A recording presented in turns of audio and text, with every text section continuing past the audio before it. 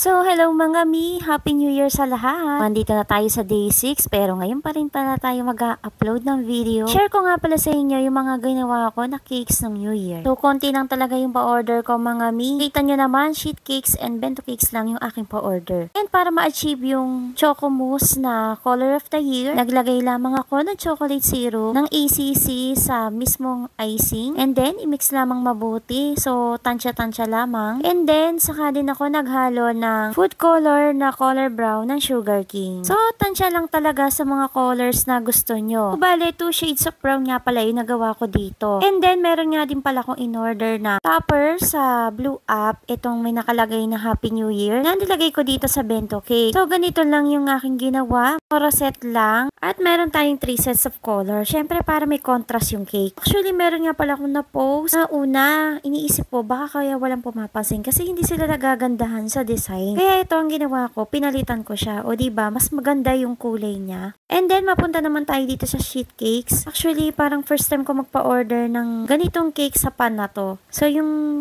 una kong ginawa, naglagay ako ng syrup. And then, saka ako naglagay ng konting icing sa pinakagitna. And then, meron nga rin pala akong topper na na-order. So, matagal na to yung Happy New Year sa gitna. And then, saka ako nag-pipe sa pinakagilid ng cake. So, naisip ko nga, bakit late ko na nagawa yung mga ganito. Mas madali nga pala talagang magpa-order ng mga ganitong cakes at mas madali siyang mabenta. Imagine nyo, dito na rin kayo magbe-bake at dito na rin magde-design sa ganitong aluminum pan. Less hassle nga, diba mga mi? Kaya nga naisip ko, sa susunod, dito na lang din talaga ako gagawa ng mga cakes at ito na lang din ang aking ipapa-order. Kasi nga, madali siyang gawin at madali din siyang ibenta. Actually, noong 2024 talaga, diba, last month lang yun, ramdam talaga natin yung tumal ng cakes. Grabe. So, naisip ko na parang ang hirap ng mga tao ngayon. Parang wala talaga silang masyadong pera. So, kung gusto natin makabenta sa ganitong cake pan na lang tayo gumawa. O, diba? Madali lang siyang gawin. Less hassle, less effort, at mabilis ibenta. Diba? Kita nyo naman, mas maganda tong aking ginawa kaysa sa ginawa ko ng nakaraan. So, ayun lang. Na-share ko lang mga mi. Sana sa susunod pa, marami pa tayong mabenta ngayong taong na to. So, hanggang dito na lang mga mi. Thank you so much for watching.